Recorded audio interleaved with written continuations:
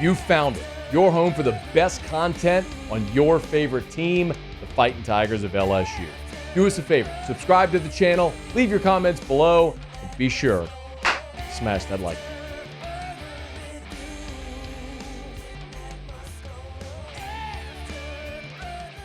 So the SEC released the full schedule for the 2024 football season. And I say often in every sport, particularly football, that it's not just who you play, but when and where you play them that really matters. Think of it this way. Look at the Saints this year in the NFL. You got Green Bay on the schedule. You'd much rather play Green Bay when it's beautiful in September in Wisconsin as opposed to playing at Green Bay in December, right? Not just who you play, but when and where you play them. So, obviously, same is true when it comes to college football and in the SEC. And because regionally and geographically, you're not going to have a giant difference in weather or things of that nature, when it comes to the LSU schedule, it's more about the order. In a season like this, when the calendar, just the world calendar, falls, and you're going to have two open dates, where do the open dates fall? You know Oklahoma's going to be on your schedule. South Carolina's going to be on your schedule.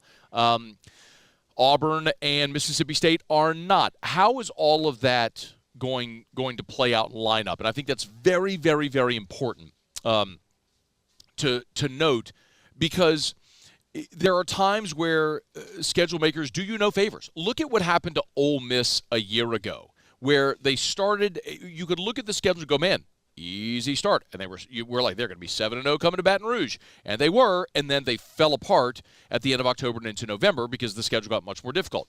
Look at Arkansas this year. Arkansas went 5 weeks without playing a home game. 5 weeks without playing a home game. So, yes, that matters significantly when you're looking at how a schedule is going to play out. So, by the way, if you were here on Tuesday, I gave you my prediction on how the LSU schedule might work out. Hey, Muse, do I get a ding or an X on my predictions? Yeah. It's almost like I had the schedule beforehand or something. So here's how it goes. We already knew when the non-conference games were going to be played. We knew when the Ole Miss game was going to be played on October the 12th, because that was released on Monday during the Manning cast. We obviously knew that Bama would be November the 9th. And then I think we kind of all assumed that LSU was going to play Oklahoma on Thanksgiving weekend. Really, what it came down to was it was either going to be Oklahoma or Arkansas. And the question was the league going to stick with Missouri, Arkansas on that final playing date, or would they rematch LSU and Arkansas? And ultimately, they're starting a new tradition with LSU and Oklahoma on that final playing date, and we'll see how that may stick. And by the way, that was obvious because of a lot of the things we knew, like Florida State, Iron Bowl, Egg Bowl, Clemson, South Carolina, Vandy, Tennessee, all the games that we knew were going to stick there on the final weekend of the regular season. So the options for LSU were only two. You're either going to play Arkansas or Oklahoma, and as it is, it's going to be Oklahoma. So a couple of takeaways. When I look at LSU's schedule, big picture, I look and I go, man, you play two Big Ten teams, weird to say, but yes, two Big Ten teams in USC and UCLA. You got Bama, you're at Florida, Oklahoma's on, you got to go to South Carolina. It looks overwhelming, and I get it. Like, it looks overwhelming when you look at the schedule, and it's an awesome schedule. I'm the one who has forever and ever and ever and always said, play 12 Power 5 games. Never play an FCS game. Be done with the absurdity of these G5 games that are just money grabs that nobody wants to see. Give me 12 Power 5 games. Give me football that fans actually want to see. And this gets closer to it. LSU is going to have 2 Power 5 non-conference games, and you're going to have 8 conference games. And eventually the league is going to get to 9. We're going to get to 9 conference games. It's an inevitability that we're heading there. But when I look at LSU's schedule, we knew that September was going to be all of your non-conference games. Your 4 non-conference games were going to be all in September. Just please stop messing with stuff, please. And we knew that in September it was going to be your 4 non-conference games. And what was going to be the conference game that got mixed in? And as it turns out, September 14th at South Carolina. So here's how you start. Vegas against USC. Short week, you come home against Nicholls. Then you're at South Carolina, home against UCLA, and then you play South Alabama. 5 games in September, 2 Power 5 non-conference games, and a road game to South Carolina. That is challenging, to be mild, but manageable. You get the entire offseason to prepare for USC. And, of course, the storyline is going to be that's the last 2 Heisman Trophy winners now gone. Caleb Williams, Jaden Daniels, new quarterbacks for both of those teams, neutral site in Vegas. If you manage to win that, you come home. Yes, it's a short week, but you get to play your FCS opponent, Nicholls. Then you get to go to South Carolina.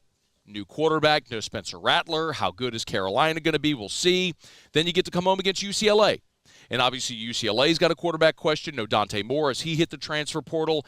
UCLA lost their defensive coordinator to USC, so there's going to be some turnover there. It's going to be a bit of a payback game from 2021. And then after that, you get South Alabama and then your first open date. So it's not easy, but if you can navigate those first 5 games and be 5-0, it shapes up nicely because you get your open date, so an extra week to prepare before you host Ole Miss. And Ole Miss is going to be good next year, y'all. You got to wrap your brains around it.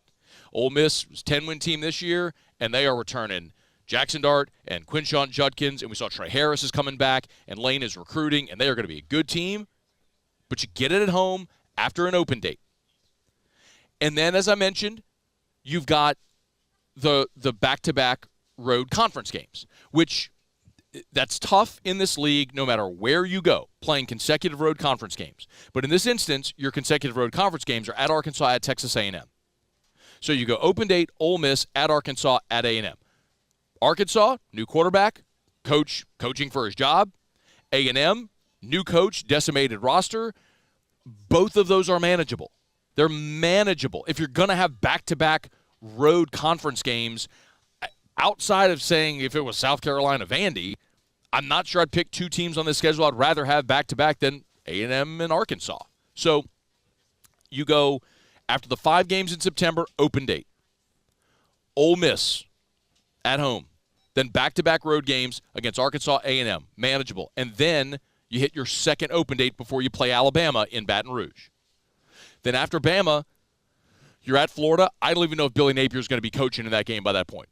Florida's schedule's brutal. He may already be fired at that point. Then you're home against Vandy, and you're home against Oklahoma. It's challenging. There's a ton of great games on the schedule. I get why everybody could and should be very excited about it.